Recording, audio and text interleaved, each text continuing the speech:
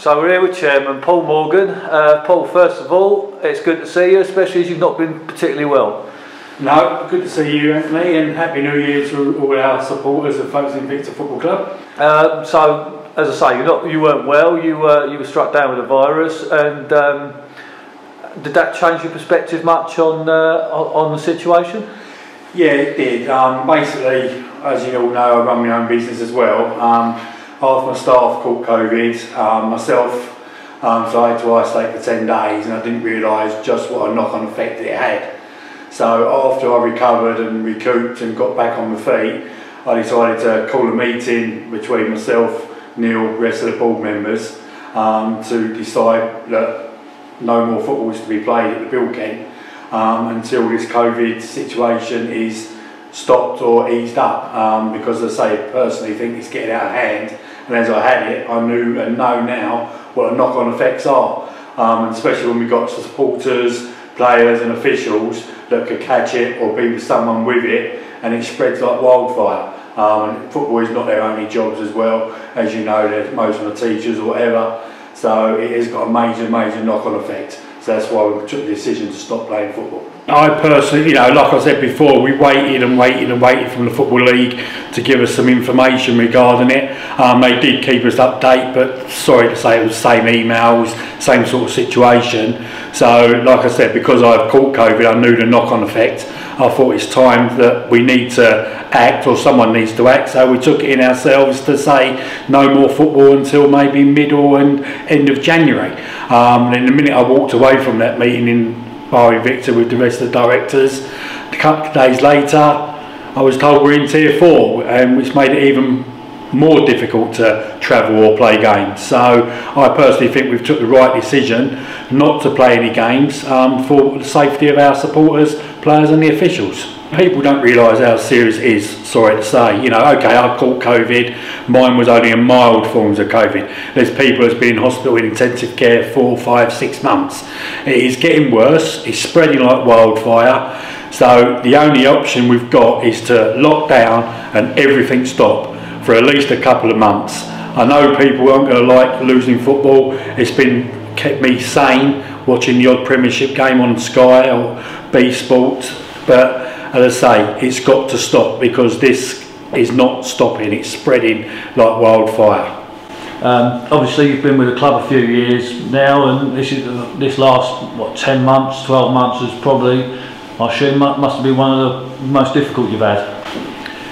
Yeah, it started off this year, or end of last year, being difficult, but at the end of the day, a decision has to be made. Rightly or wrongly, we've took the decision to stop football. Other teams now, I think, are following suit. We had an email from the league a couple of days ago saying, I believe what they're going to do now is put it to a vote to do what over the season, either try and null and void the league, or to come up with an option of how we can finish the league. I was on a chat show a couple of weeks ago, and I said maybe play one game, one team once, and that's it. But a lot of people said no, that won't work. Thinking about it, I don't think it will. I personally think null and void the league now, rather let it get out of hand, and let's all start hopefully pre-season August for start of September. Yeah, it's certainly not ideal, but then nothing's been ideal for quite a long time now. No, but I mean, it's like everything, no one really knows where we stand. It's like Christmas, the government said, Boris turned around and said to everyone, have a quiet Christmas, you can have 6, 7 people in your house, and then a couple of days before Christmas, he pulled the plug on that, you're not allowed to travel to people's houses. And that's what's going to end up in football. We went back to trying 300 home games, then it stopped, and it's behind closed doors.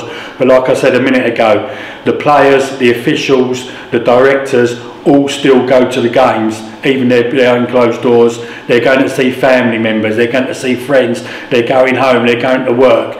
That's why it's still spreading. But on a more positive note, there's lots of good things going down at the football club at the moment. Yeah, on a positive note, there is quite a lot of work being done at the BuildKent. Safely, I had. We're having new fencing, all perimeter fencing all around the ground. We're having one of the ends, the cricket end, all resined and heated, and we're hoping to get a grant to have the whole ground resin. So very exciting times at the BuildKent at the minute. Once fans come back, they'll almost not be able to recognise the place. Oh, yes, yeah. As I say, very good exciting times at the BuildKent. Hopefully everyone really like what we've done or what we're doing at the moment. As I say, when you do get back to watch some football, you will see a different BuildKent, and hopefully, like I said, everyone will enjoy it, and I think we've done a fantastic job. Then we can concentrate, or we have been concentrating on the team as well. Budget still stays the same. Hopefully we can fetch in a few more players for next season, and hopefully we can really kick on and get up that league and get promoted, which we really all deserve. How is it with the board at the moment making decisions? Because you've still got all the decisions that need to be made, probably decisions that you're not used to making. How easy is that between you and Neil and the others in terms of having to make that? At the moment it's pretty easy. All the directors that are on board at the moment, we've all got the same thing. You know, we all think like we've got this club at heart. I am looking to add to the board, fetching a new couple of associate directors so I can get a stronger board together, so we can get more finances in, more business in, and hopefully we can get a better playing budget for the following season, you know, or end of next season. That's all my plans, and they're all coming together nicely at the moment. And obviously Neil's been here for such a long time. He's such a big part of this club. A lot of the work being done at the moment, he's heavily involved in that. Neil has been here a very long time. With business, you know, I've been with companies that have managers that's been there for 25, 35, 45 years, etc. And I used to class them as dead wood. They're not enthusiastic anymore. They just come to get their money. With Neil, he's so enthusiastic about his football club, and I can see why, you know, because it's such a fantastic club to be involved in. But as I say, he's still got so much passion. You know, we're doing a lot of the building work here, which is all down to Neil Cugley. He's friends of builders. He's got BuildKent involved, who he knows very well, who's dealt with mostly everything that's going on in this club. And I can't thank Steve enough of BuildKent for what he has done for the club. But say Neil is very passionate. He has to get a team out there. He's well known in the football game, as we all know. I think he does a fantastic job. He does get knocked and criticised a hell of a lot, which I think is very unfair from, you know, our supporters. If they knew what he does behind the scenes of this football club, they would probably appreciate him a lot more than they do. It's not just a matter of turning up here on a Tuesday night or Thursday night for training, and then on a Saturday picking a team. He's here virtually every day doing bits and pieces, and as I say, he's the one that's getting all this ground improvements and getting everything put together, because that's how passionate he is about Folkestone Invicta Football Club. Yeah, I know. Certainly from my own experience at the moment, every time I see him, he's oh, have you seen this? Have you seen that? Oh, this is happening, that's happening, this is going to be done soon.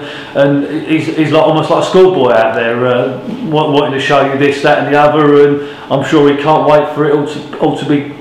For fans to come down and see it all. Yeah, like, yeah, he knocks it on the head, you know, on the head. Like, he's like a kid at Christmas or a kid in a sweet shop. He's so happy, energetic, and you know, he can't do enough for his football club. He gets so excited, you know. And like I said, when everyone comes back here and sees the BuildKent and see what we've done, improvements we've done, and the work we've done, 9 out of 10 is down to Neil Cugley arranging it, getting people involved to do the works, you know. And I can't thank Neil enough, and I get on very well with Neil. We communicate regularly over the phone with all this COVID going on, because I'm not based in Folkestone. If he needs more money to get a player, he talks to me, and we do it as a, you know, as a club and as a board. You know, we've got everything in this club at heart, and Neil Cugley is the main cog around this football club. And having that, from your perspective, having that man in place that's got so much experience and so much stability must make what you do a lot easier. Oh yeah. I mean, don't get me wrong. You know, I got involved with Folkestone Invicta Football Club 5-6 years ago. I never dreamed I'd end up as chairman of the football club. You know, I come in as a shirt sponsor and as associated director. Then I was made director. Now I've been, you know, fortunate to be made chairman. which I thoroughly enjoy. I get to meet some fantastic people. You, the supporters, the football club are absolutely fantastic. I've not got a bad word to say about them, and I won't have anyone badmouth the football club. But when you work alongside someone with so much experience, it does make my job a lot easier. Well, I've got a lot of time for Folkestone Invicta Football Club and the supporters. The supporters of this football club are fantastic. I've said it week in, week out, month in, month out. I cannot praise them enough. I'm one of these guys that are approachable. Anyone got any problems, any issues, I've always said, please come and talk to me. I've got a lot of time for everyone. I will walk through these turnstiles, I'll talk to anybody, I'll come and see everybody, have a drink with anybody. I've got no problems. A few chairmen walk into a football game, go straight in the boardroom, you won't see them, and then they walk out the boardroom and back home again. But I've got a lot of time. You are our clients, you know, you're paying to come and see a game of football, and I appreciate it. You know, you've got this, there's some special fans here who come, volunteers who come in, week out, work here, you know, for nothing, you know, and I just can't praise them and the supporters enough, and I've got a hell of a lot of time for them. That's why I'm enjoying being a chairman and being involved in non-league football, because this is a fantastic club and you fans are the best. And obviously that support is something we've seen grow over the last few years down here. Yeah, I mean, as you know, we're doing work on the ground like we've said, you know. We've done old stripes up, revamped it, bar Invicta, improved the facilities here. We try and get the youth set up involved so they can come more, because obviously you fetch your kids, your grandkids, they're the people we want to get through the door. They are the future of Folkestone Invicta, you know. You know, it's not just about the adults, it's about getting kids involved. You know, that's what we want, you know, and if we're playing good football at the time, you know, that would attract it as well, you know. So, yeah, I mean, fans are so important to a football club. You can't beat them, you know, you need the fans to keep the football club going. And the fans we got are fantastic, and we are improving. You know, we're getting schools in, we're getting the youth section in, you know, grandkids, you know, kids, your sons, your daughters, you know, it's all coming together nicely. Yeah, if you don't have those youngsters turning up, then eventually everything goes stale and you lose your support. So, I mean, one thing I noticed when I first come down here was the age of the support, but it certainly looks like you get, I feel there's a lot more youngsters coming now, and hopefully they're enjoying themselves and it'll be something they enjoy doing more than sitting at home watching football on the telly. Yeah, quite right. Like, you know, don't want to be rude when I say it, but when I got involved with Folkestone Invicta Football Club, that was my first, not concern, but, you know, was the age group of the fans, you know, no disrespect. They was in 50 plus, you know, so, but as I say, one of our aims was to get the youngsters through, hence why we done season tickets, free access, junior passport scheme, you know, more the junior passport scheme, so we can send them birthday cards, Christmas cards. We know, you know, keep them on the radar so we can keep an eye on them and, you know, promote them even more through the club, you know, playing games, you know, if some football clubs want to play the youth section, we got that, you know, advertised, so they could play a game on the free hills, come in here for a little bit of a drink and food and watch the game, be, you know, mascot, or, you know, that's what we was really trying to push, you know, so that's our aim, is to get youngsters through as well. And hopefully, yeah, those once we're back playing, increase we've seen year on year will continue. Fingers crossed, yeah. I mean, obviously the more people we get through the gate, the more money we make, the more the football club can put into the playing budget. You know, it's a big vicious circle, you know. It's the fans, like I said many times, the fans are so crucial. The more fans we get into this ground, the more money we could put into the budget, because we can make money.